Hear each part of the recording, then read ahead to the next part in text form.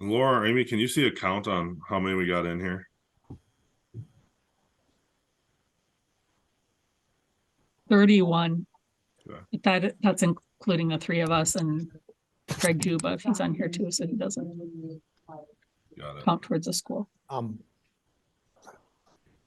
Amy and Phil, can we stay on at the end for a couple of housekeeping questions I have? Yep, no problem. Okay, thanks.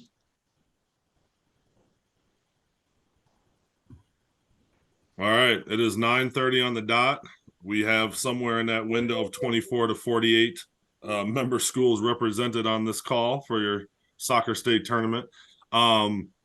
So this is our semifinal call for all of our prep going into US Bank Stadium. So there's a handful of, I would say, different logistical needs that are going to be communicated through this that just weren't necessary at the quarterfinal site. So one, congratulations to you, your program, or team for getting here to this point. And US Bank Stadium is kind of the pinnacle for our soccer championships for the teams, and that's the goal. So hopefully that your teams are excited and jacked to be here and taking advantage of a really awesome opportunity when we start to think about how how those championship teams, those four finalist teams are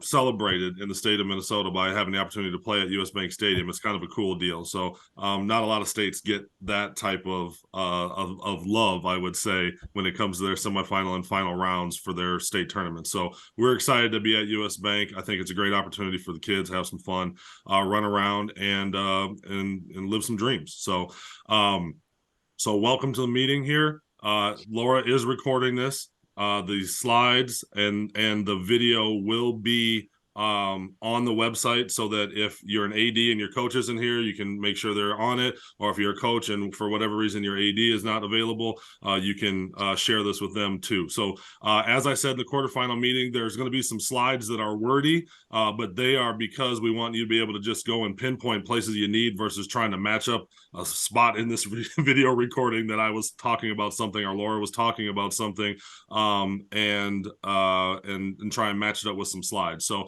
there's some slides that are wordy. I will not be reading directly off of the slides. Laura, Tim, Amy, or Emmett, if they chime in, will not be reading directly off the slides. Just know that they're used for you to be able to navigate these quicker. So let's go ahead and move forward, Laura. So real quick, your tournament personnel that are on this call here, if we have not met, I look forward to meeting you, but my name is Phil Archer. I introduced myself in the quarterfinal call, which all of you are on, hopefully. I've got soccer for the state of Minnesota, I'm new to the sport, have a couple of daughters that play it, and am learning. So I appreciate all of your patience and acceptance as I'm coming into the sport. We also have Amy Ince, who's the administrative assistant. She's the support staff, and she really is the boss and the heartbeat of the whole thing here. She's taught me a lot about just running the tournament to the standard that the state has done in the past, and shared in my craziness and trying to make aspects of it better for our students and our program. So we also have Emmett Keenan and Scott McCready on here. These are our tournament manager and assistant tournament manager.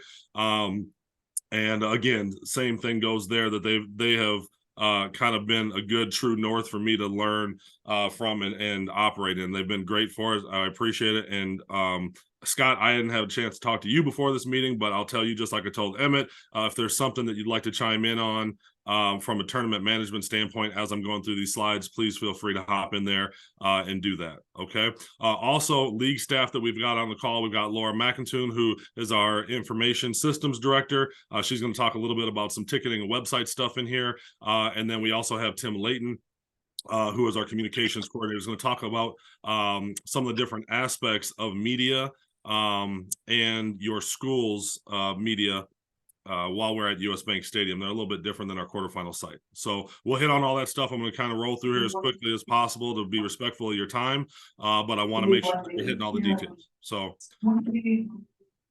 quick note, if you're hopping in here, most people have muted, but if you're hopping in, just make sure you're on mute so we're not getting any background noise, things like that that might mess up people when they go back to view the recording. So participating schools guide. So this is on your dashboard here, and there's a couple of key points in the participating schools guide that we are going to hit on here. And this is kind of call it a quick makeshift agenda on what we're gonna get into. So make sure that you're familiar with that participating schools guide. Pull that up. I would make sure you as a coach and an AD have that when you're coming to US Bank Stadium. So we're going to hit a little bit some things in there. We're going to hit a little bit on the busing aspect. We're going to hit a little bit on your admittance roster forms and just navigating around US Bank Stadium. Okay, let's go ahead.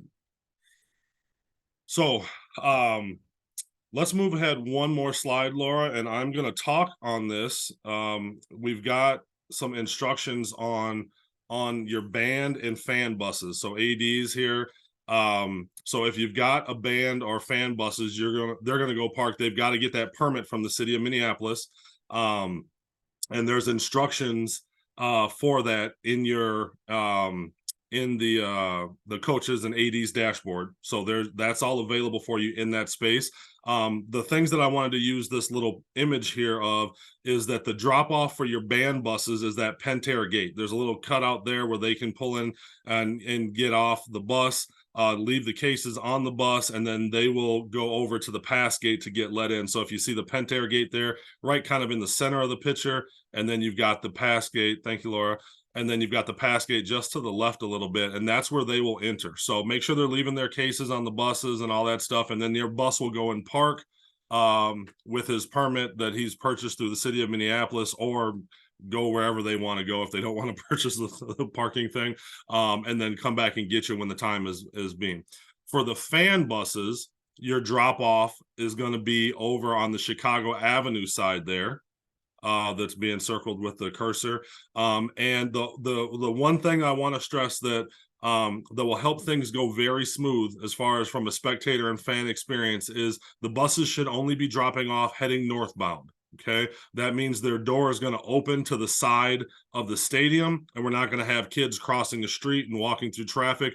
Those meters are all they're called hooded, so there's not parking there. So the street should be relatively clear for buses to come, drop off, and move out safely without running over kids or other pedestrians. Okay, so let's make sure that our bus drivers know, or whoever is working on those fan buses from your administrative staff, know that those buses should be dropping off heading northbound on Chicago Avenue, and then they'll go in that main entrance there, just like they would at any other point in time. Okay. So now if we hop down to the next slide on our team buses. So our team buses will be loading into the loading dock. Okay. So just very similar to last year, only the team that is currently playing and the team that is on deck are allowed to have their buses underneath, just because of space within the loading dock. The teams that are playing and the team that is on deck are allowed to have their buses underneath. So teams that are arriving early can pull into the loading dock to unload and their team unload their team into the venue, but buses can't park there when their team's either not on deck or playing. Okay, so we want to keep those there. So following the game, teams will have 30 minutes to exit the locker room, board their buses in the loading dock area, and then get out for those next teams to come in. I would say in a perfect world, you get your kids out of the locker room, you get them back on the bus, they get out, and if they want to stay, you guys can re-enter through the pass gate. It's just a good way to keep your team organized. That section 138 is kind of a holding area where they can go. Last year, I'm going to be honest with you, I had success working kind of in both fashions. I wanted to generally push everyone out onto the buses, get out. The buses would drop off at the pass gate if teams wanted to stay. That is more than acceptable and fine. But I'll be honest with you, we didn't really have any issue if a team did go directly into 138 and then entered the stands and they did their thing there, just as long as the bus got out of there, so that we could get the other buses going. Emmett, did you have anything you wanted to add on that? We didn't have any issues with that, so I don't want to be a hard line on you need to get your kids on a bus and out. No, I think we end up with it being a situation where it was manageable. And of course, as you get later in the evening, you know, if you play that 5 o'clock game and you want to take, you know, you want your team to stay and watch the 7 o'clock game, at that point in time, even getting your bus out of the loading dock isn't that huge an issue. Yeah. But as we go through the games, you know, each game through the day, we do have to have the turnover in that loading dock. Otherwise, we run out of room. Yep. Good deal. Thanks for adding that in there. Okay. Let's go ahead and move forward a little bit. So we Phil- yes. Phil, can I back up just a second? There's a question in the chat. Laura, Oh, can you sorry, I go didn't see back it. to that first map? Question in the chat was, is there a cutout at the Pent tailgate for the band bus? And I believe the answer is yes. That is yes. Yep. Okay. Well, I should have been bus driver making drop off here. Yes, there is a cutout in the Pentair gate for them. That's why we put them there. It's a little bit of a walk over to the pass gate, but I think it's a safer entry or exit off the bus. Okay, good deal. Thanks, Jody. All right. So this map is also available on the coach and the AD dashboard. And really the big thing with me pointing out this slide is to, oops, another thing popped up in the chat. The big thing of pointing out this slide is really talking about the area logistically where our kids are going to be on the field, on the sideline there. So the away team and the home team, and then the entry onto the field. So if you look at in the bottom right-hand corner, we've got section 138. Laura, if you kind of put your cursor down there for me, to the right a little more. There we go. Good. So those sections over there are used as a holding area. So your team comes in, they get checked in. Your team host will match your official roster on your admittance form with the members that you have on that bus. If they are not on that admittance form, they should not be coming through the bus. You'll go through the magnetometers, which everyone's required to do at US Bank Stadium once that bus drops you off. And then if you're coming early, then 138, that section over there where Laura's cursor's at, that will be the place where you can hold and you can watch the game and do all those things as a team before you head down to your locker room, get changed, get ready to go. Okay. And so that area right there is also after the game. If your team is going to stay and hang out, that is where you will access getting into the stadium and into the spectator area. You can go up those stairs in section 138 and get up to the main concourse level and get over to the spectator area. Okay. But that 138 is kind of I would call it the holding area for teams before and after the games. So, again, you got your away team, your home team, and our score table is right there on the Vikings side there. That's right in all on that side of the field. And our locker rooms and everything is right there.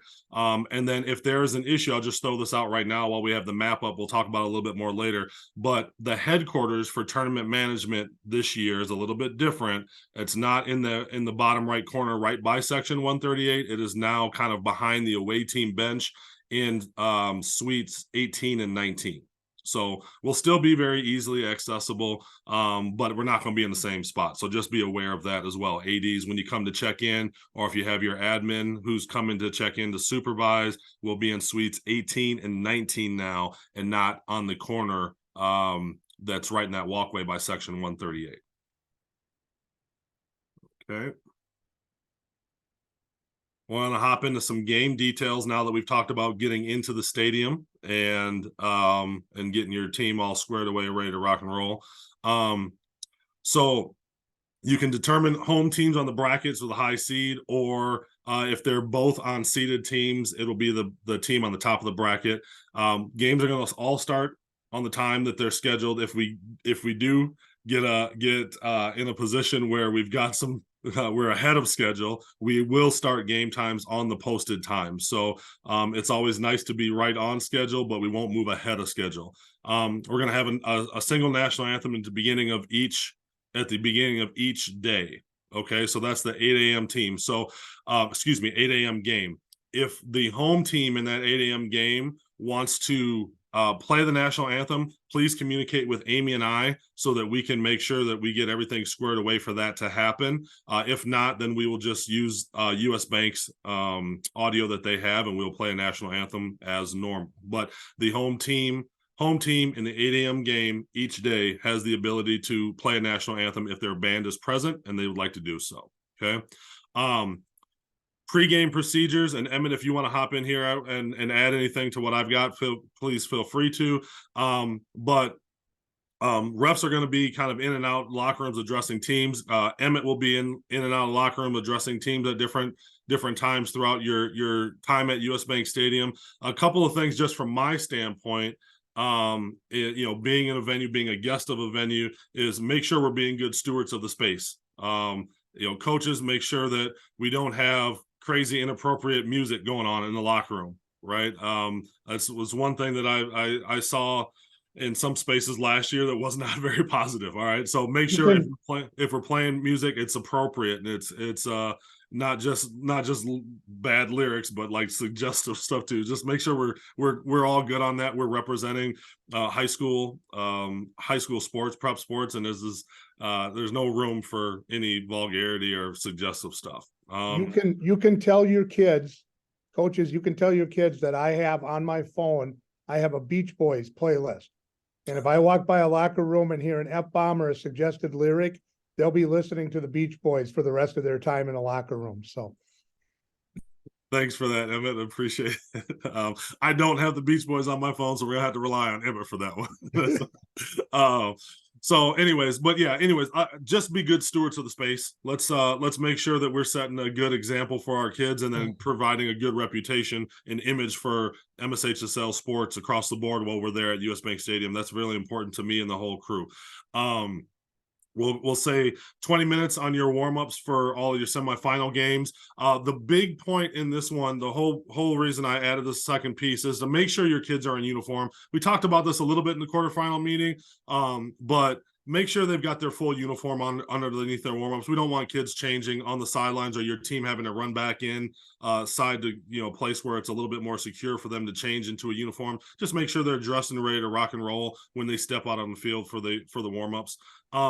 Phil, one other thing too, relating to underneath, teams do this and it's fine, but in the hallway area outside the locker rooms, there's plenty of room if you want to start, touching balls and doing some stretching and some things outside of the locker room. But make sure they bring tennis shoes for that. Obviously, it's a concrete floor, and we don't want to be scratching up floors with cleats, and we don't want people falling, and getting hurt with cleats on there. So if you're going to do any type of working out in that tunnel area prior to your 20 minutes on the field, make sure your kids have tennis shoes for that. Perfect. Thanks, Emmett. Last couple of bullets on this slide. We've got game balls. Obviously, those we provided. Bring your own warm-up balls. And then substitutions, just like in your quarterfinal games, there will be a fourth official there to assist at the scores table, and they'll manage all those substitutions. So work with them. I at our quarterfinal sites, I was at a handful of them over the couple of days here, and the fourth officials were very, very helpful in instructing and helping kids move to the right spots during the substitution process. So lean on that fourth official, and they'll get you squared away. Let's go ahead and move forward. Game will be played, and then our post-game procedures. So postseason tie-breaking procedures, as I mentioned in our quarterfinal meeting, if you're not familiar with those because that was eliminated during the regular season, hop into that. Make sure you're familiar. We did have some overtime games. We did have some shootouts over the quarterfinals. So it is a real thing. So make sure you're hopping in there, just familiarizing yourself with that. If there's any bullet points in there, you want to let your communities know so that they're kind of in the know in the event we go into overtime. Those are all good things. We want to stay on the field after, during any celebrations. They should not, under any circumstances, leave the field or climb into the stands. So ADs, last year, I just use last year as a reference because that was my first tournament, but last year, many of you are down on the field. You come and check in our headquarters, and then you're down on the field in front of your kids throughout that. So that's a big piece of making sure that, one, your kids in the stands are all good, but then also kind of being that visible face out front of your kids when they're celebrating and doing different things like that, to make sure that we're just kind of keeping them in the right spot, we'll call it. So on our finals day, Friday, awards will be presented immediately after each of the games. Well, this has third place and championship games. Third place is over at Westside Dome. We'll get into that a little bit later. But in US Bank Stadium, our awards will be right after each game. And know that we'll also do our all tournament team awards, which I'm actually really excited about because we got some new trophies for all tournament team. They look really sweet. I think these are going to be things that kids will hold on to for a really, really long time and be proud of them. I think that you guys are going to like them, so it'll be really cool. But we'll do our all tournament team award presentation at that time as well, and that'll get knocked out right before we do the medals. And then our procedure for presenting medals and trophies is that each one of the official squad, they're 22, 3, and 2, will get a medal if you're first, second, or third place. So you'll get a medal, and then trophies will be presented to 1 through 4. Okay. You're going to line up on your respective sidelines, and we'll do that on the spectator side of the field.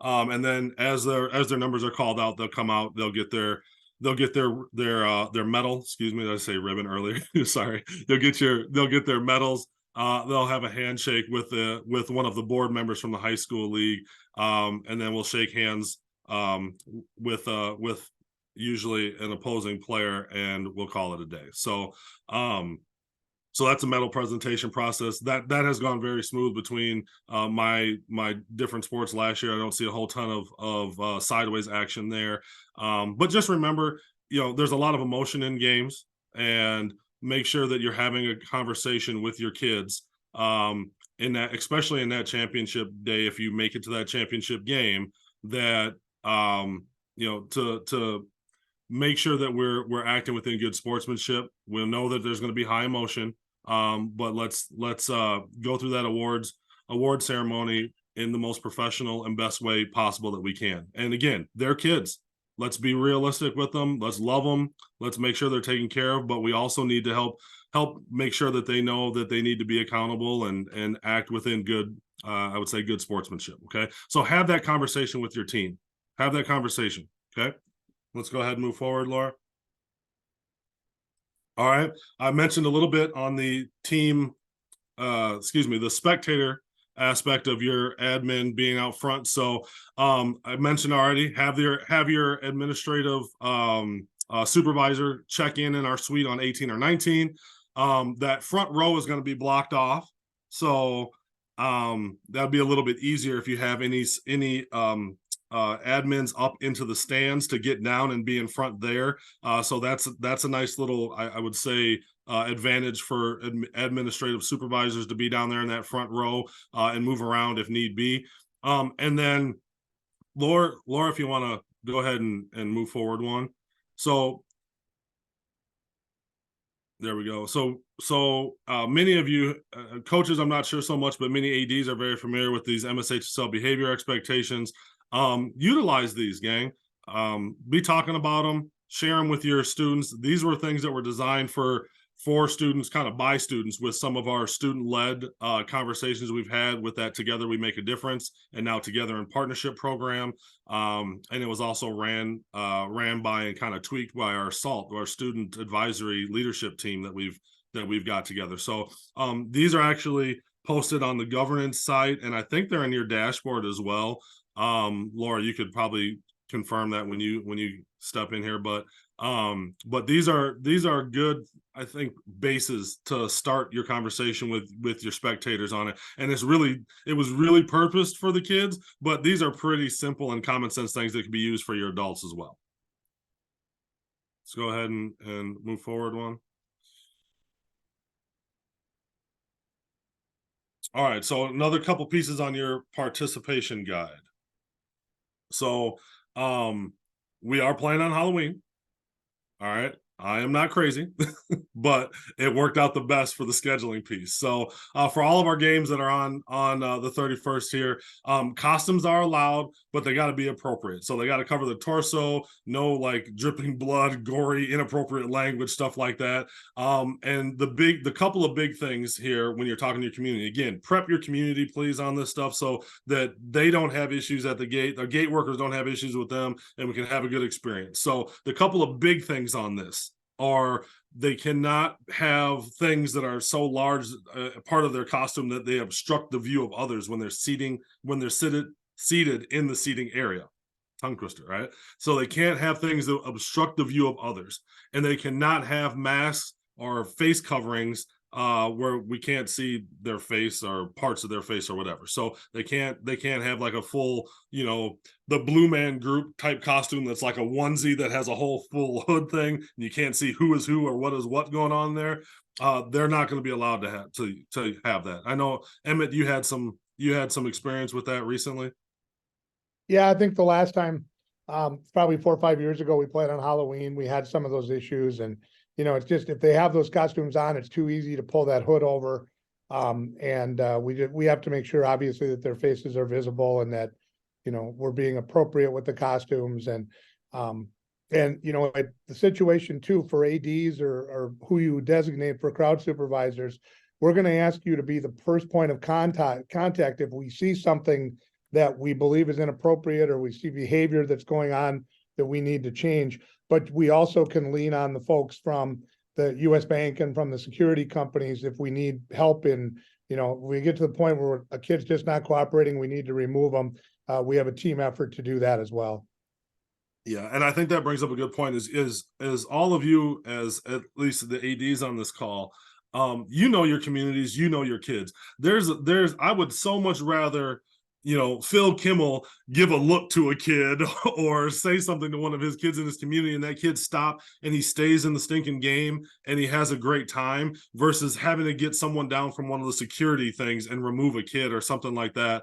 And so that's kind of part of this. So Emmett, thank you for bringing that up. So let's work together as a team, essentially, at the end of the day, on making sure that everyone's got a great experience. So last thing on the Halloween piece is there's no props. So no like fake butcher knife or a fake gun, or no big costume props that are going to come in and things like that. So let's avoid that. Please share this out with your communities and get working on that right away, so that, again, the more streamlined of a process people can have coming in and having a good time at the event, the better off it is for everyone, the gate workers, the spectators, for us as administrators of the event, the whole nine. So let's just be super proactive with communicating this out to your community well in advance. So like today, tomorrow, over the weekend, stuff like that. Okay. Emmett, Amy, anything else on the Halloween stuff that we maybe covered that I didn't catch real quick? Thumbs up, thumbs up. Okay, sweet. Let's go ahead, Laura, and move forward. Amy, what was the sign on the side? The size on the signs again? I can't remember. It was. Oh, you're muted. Sorry.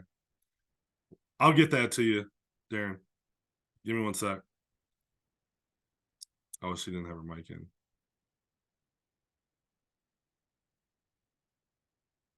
So I'll move on. We'll come back to that one, Darren. So just a reminder, US Bank is a cashless facility. So again, this is stuff to communicate to your communities that this is cashless. Have them prepared for using cards or other forms of payment, Apple Pay, stuff like that. Let's go ahead, Laura.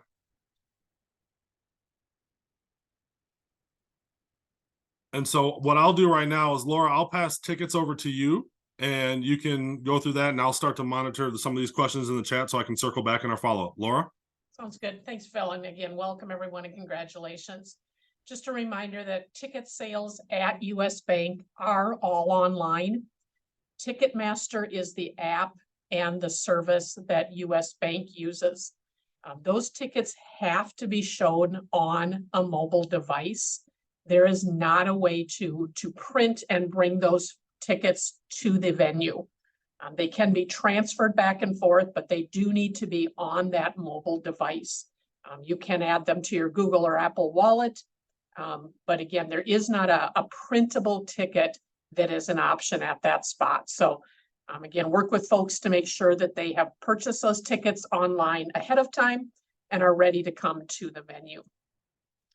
Reminder for ADs and coaches, this tournament resources area on your dashboard is where you're finding all of that information to get ready for this week. That's where the information that Amy's put there about how to buy a bus pass. That's where the recording from today, the slides are going to go from today. And ADs and coaches, you both have a section that looks like this with sports and activities.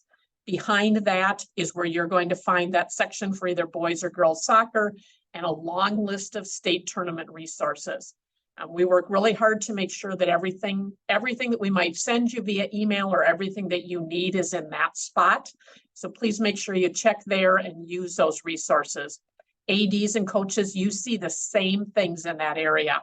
So as you work with each other, again, you don't need to be sharing things back and forth. You're both seeing the same resources there. Moving into a little bit of things for you to share with your communities. And just looking at the bottom, this is what happens in our office when we're doing things pretty quickly. Please don't go to girls tennis or boys tennis. Those should say boys soccer or girls soccer down at the bottom to find these. But on that boys soccer or girls soccer page, this is the place to send your spectators. They can get there from sports and activities up at the top or a direct link, and we'll fix that before it comes out to you. But our goal is to put everything on this page that spectators need, from a schedule to a printable guide, apparel, streaming, brackets, the online program. So if you as an AD work to pull these things together, please check this page first because we believe it will save you a lot of time as well as your spectators. There is this spectator guide, which is about a two-page printable PDF. Again, in this printable world, we often send people online, but some folks want that piece of paper or thing that tells them everything about the tournament. We believe this is a valuable resource to point your fans in your communities to. Reminder that programs are all online. Those are up already because quarterfinals are spread out. So for soccer, those are always up a little bit earlier. Folks can certainly print those, bookmark those, view them online.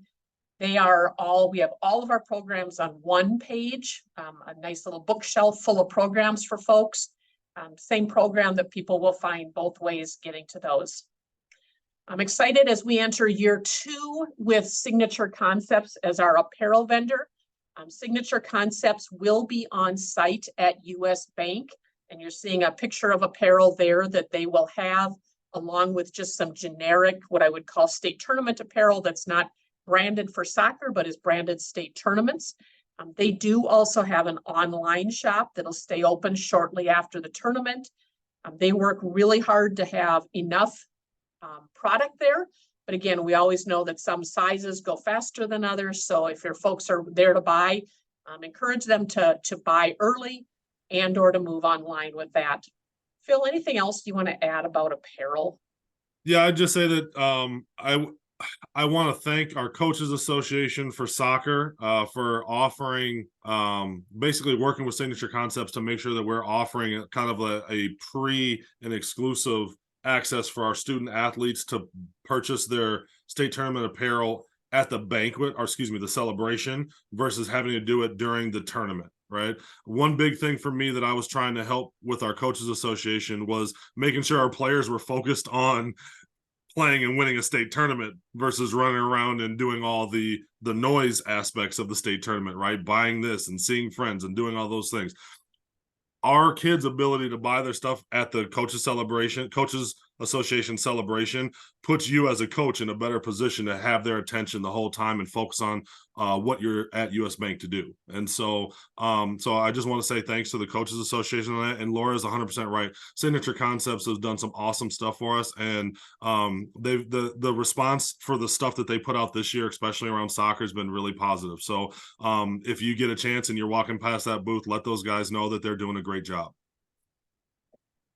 Just a reminder again about tickets. Up under that tickets tab is where you'll find all of the tickets. Pricing is there. US Bank again uses Ticketmaster.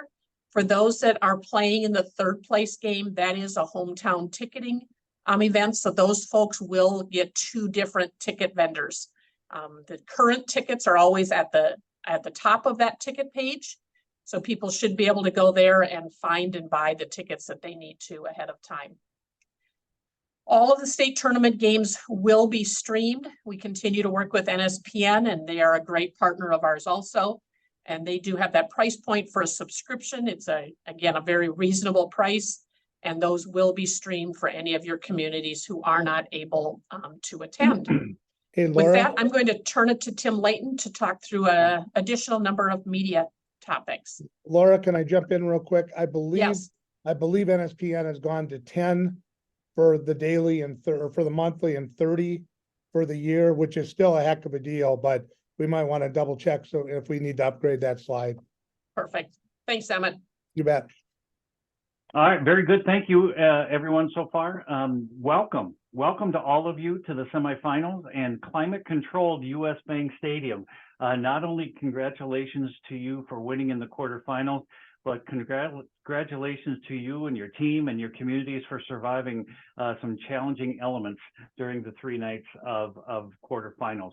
These next 4 slides that you will be seeing and hosted by me are all have to do with media pieces and media management kinds of things. And these are equally important for the school administrators who are on this call, as well as the coaching staff, so that you are aware going in that these things are happening on the periphery once you reach US Bank Stadium. Our first slide has to do with cameras, and the Minnesota State High School League is working in conjunction with all of our venues to provide consistent management in the camera pieces.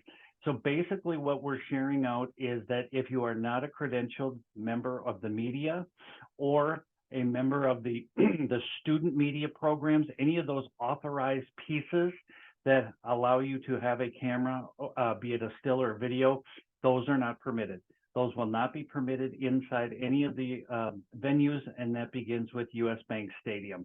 And so that includes still and video. So our guest services partners at US Bank Stadium, they will be instructed to, if they see any kind of pieces of equipment and they're not, a person isn't properly authorized, they will be asked to return that because they will not be admitted. Next slide, please. Moving on, one of the real just incredible pieces to participating in the soccer, not only the semifinals, but also championship round, is to be able to be involved in the post-game interview process. The league uses the same news conference center that the Vikings use on football Sundays. What this means is after each game, you will be a coach and up to 3 players will be escorted by a league representative to that news conference room. Typically, the team that does not win goes first, and this is where you meet the media. And it's a professional setting for you to be able to be involved in that news conference setting. So league staff will make contact with you. This is for the coaches. Will make contact with you prior to your game so that they can make an introduction as well as to review these instructions. And we will do this pretty quickly. We see here 10 minutes. Sometimes teams are ready to go. And there is a mandated 5-minute cooling off period. Some teams are ready to go right at that 5-minute part. So school administrators, this is a really, really fun event for you to attend and observe, take pictures, and what an opportunity for your students and athletes to be able to participate in a professional news conference environment. Next slide, please. The team video operator position is something that's new, that's been added here. And what video operator role is, this is strictly for instructional coaching and review purposes only. This information that's used in that position, this video cannot be used on any social media pieces. It's not intended to be used for any end of the year highlight film. This has to be a learning and teaching piece. This was at the request of the member schools that this position was brought about. This team video operator role will be available at select state tournaments. It will be mostly bracketed team state tournaments, but there will be some others where where it will be allowed. Some of the specifications that you'll need to know about: this team video operator can be an adult who is on the staff, or it could be a student manager who is 7th grade or older. ADs, you'll know about this already because there's a spot on your official roster where the team video operator needs to be identified on that official team roster.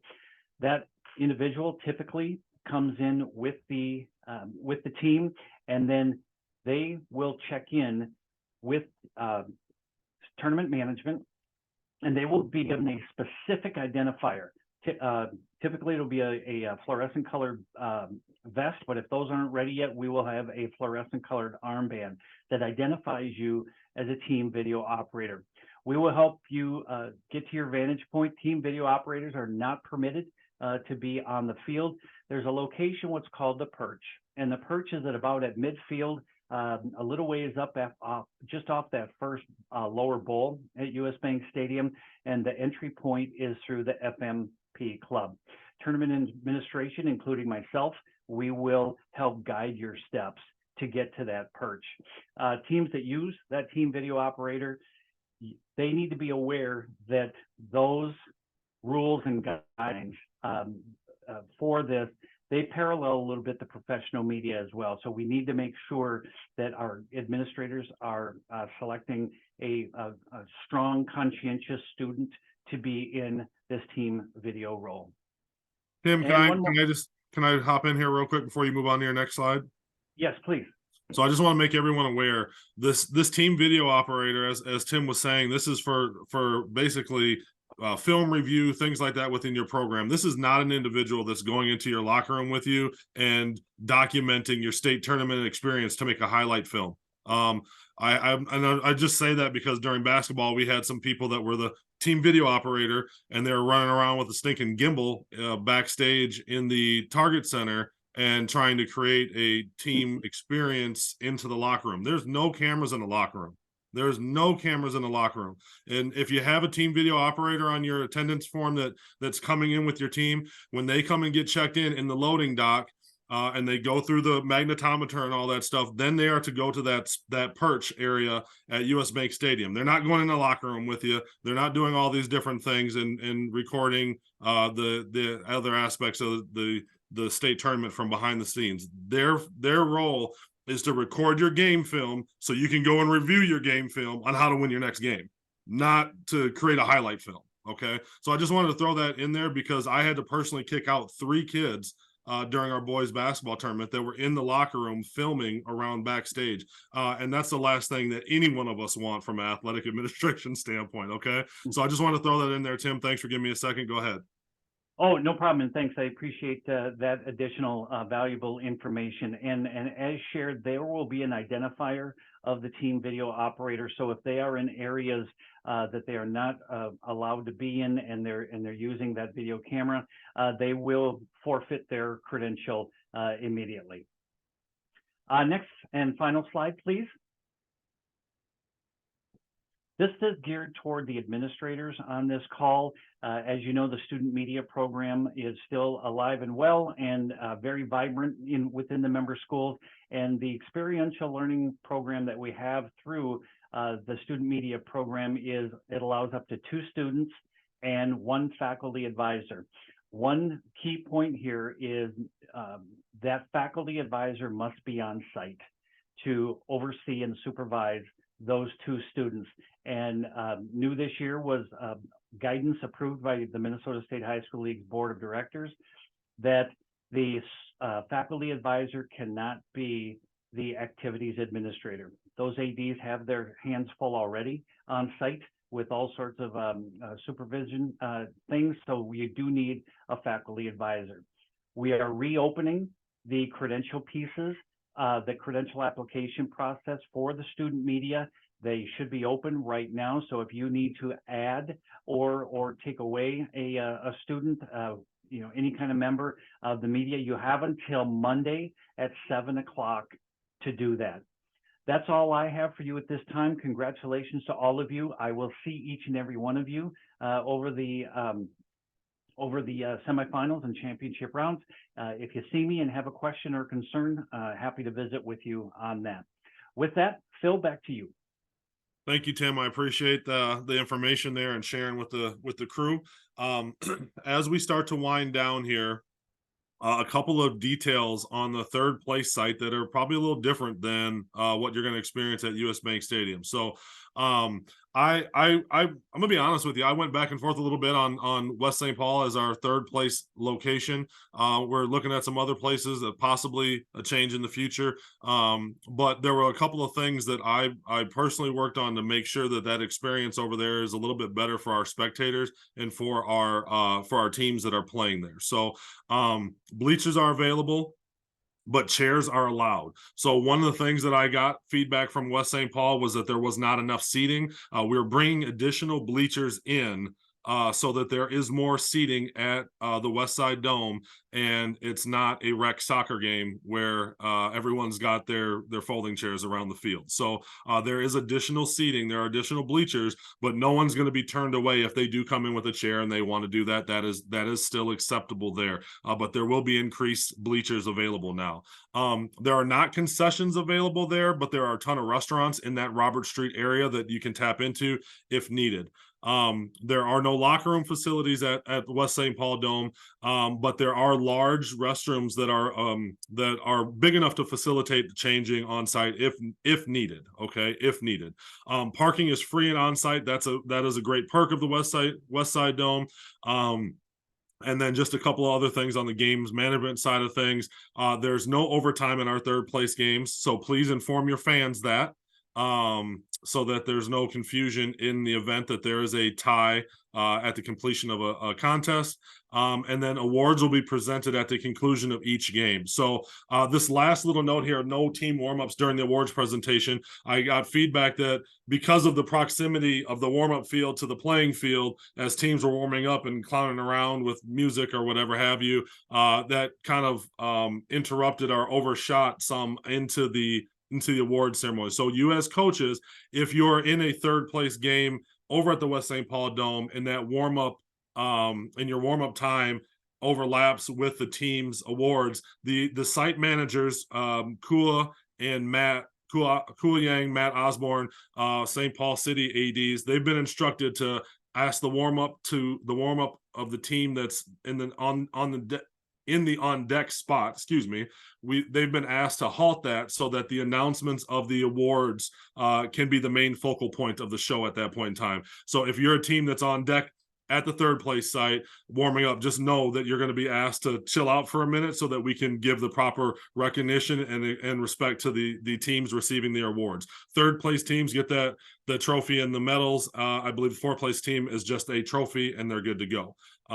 So third place is at the West St. Paul Dome. Ticketing is hometown ticketing, just like you bought tickets for your quarterfinal site games, and there'll be scanners there. We have a really nice staff that works there. A couple of the other things, just so that you can communicate to your communities if someone has a snarky comment about the West Side Dome.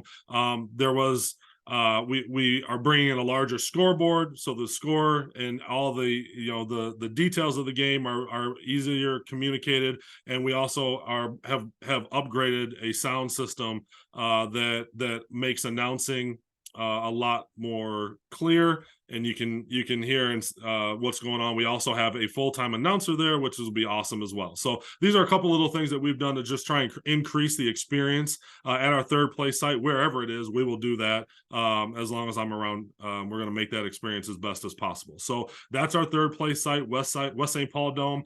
Spend a good chunk of time over there today working with their staff to get it all prepped up and ready to go. So let's go on to our last slide here. I believe this is our last one. Yep. Wrap up. So we covered a good chunk of details through our participation guide, busing, ticketing, all these different things. The thing that I'll wrap up on, I'm 3 minutes over my target, so I'm gonna be brief with it, is if there's a question or a concern or something, just reach out to us, please. Get at Laura, get at Tim, get at myself. if you need something that we can create some clarity on. Eric Latola, great example, had a question about a certain thing. Him and I worked with US Bank staff, got it figured out, and now he's got clarity on it. It will improve their experience while they're at the state tournament. You know, just little things like that that makes everything go smooth is really what our target is. So I'll say congratulations for being here. I'm excited to host this tournament for a second year in a row and to be able to provide these experiences. So congratulations, and don't hesitate to reach out if there's something. Emmett, Scott, Amy, anyone have anything they want to drop in before we sign off? Phil, I have a couple questions from chat that I think would benefit the group. First question, can ADs attend the post-game news conference? That's probably directed at Tim. And the answer to that is absolutely. We love your presence there. It's a thrill for you as well, and to be able to take a picture and send it out to your community with those individuals being interviewed in a professional atmosphere is quite a thrill. So absolutely, we'd love to have you. And I think it's an awesome opportunity for you to also provide some coaching and guidance to your kid, right? How many times are they, as a high school student, so 16, 17, 18-year-old kid, this is probably one of the first experiences where they're having an interview, right? This is a great opportunity for you to coach and work with your kid and build a relationship with them and provide them some feedback or just provide them some love on how great they did, right? So get in there and get involved with them. Amy, what was the next one? One more question from chat, Phil. How early before a game begins will teams be able to access their locker room? Emmett, do you remember what we did with Aisha? Was it 30 minutes? Yeah, it's actually a little bit more than that. You know, the way that you have to think about it is this, is that if you play a game at noon, you're replacing the team that had the locker room for the 8 o'clock game. So if their game ends at, 9:30, quarter to 10, by the time we give them their 30 minutes to get out of there and are able to straighten things up and whatever, we're probably looking at about 10:30 for that situation. So you probably can have access about 90 minutes before your game, but we certainly can guarantee that we can get you in there an hour before your game. Yep. The two things that pop into my brain immediately when that question is asked is one, if you come too early and that team's not out or that locker room's not ready for you, we have that area 130, section 138, which is a holding area, so we can get you checked in, get through the magnetometers and the check-in process of going through, making sure it's only your people on your admittance list coming through.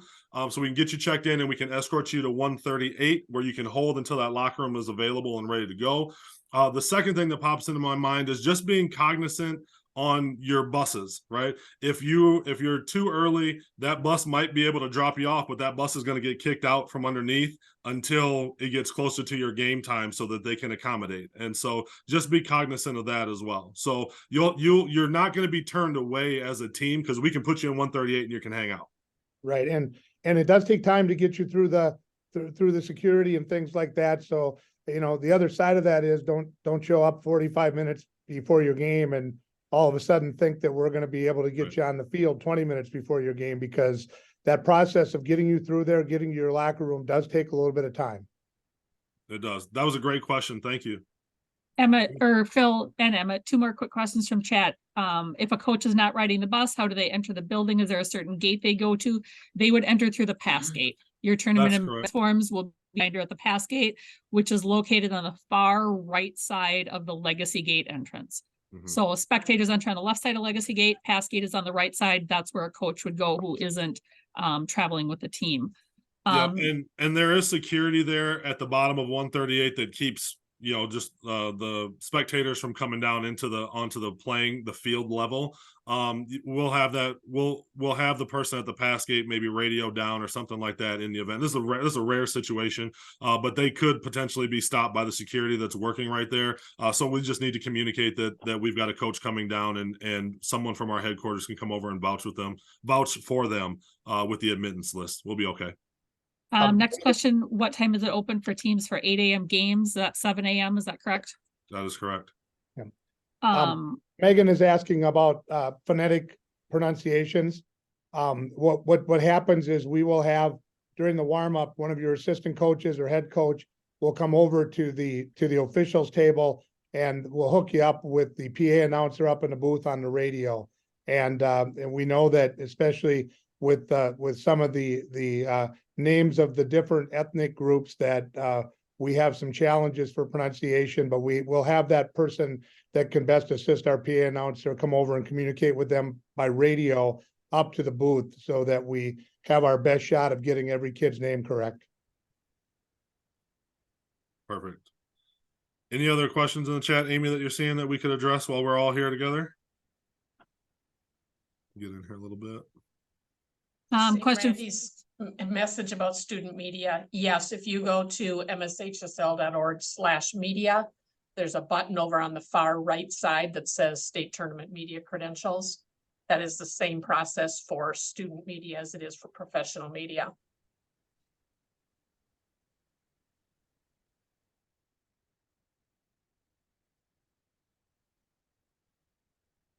Yes, Jody.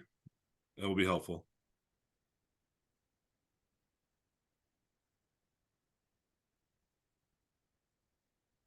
You can send it to Amy or I. We'll get it to the right place.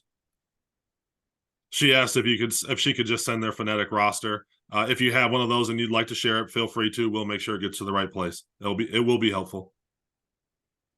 But we let our PA announcers kind of do their thing too. They've got a system, so and we'll just add it to it, and they'll be able to use it.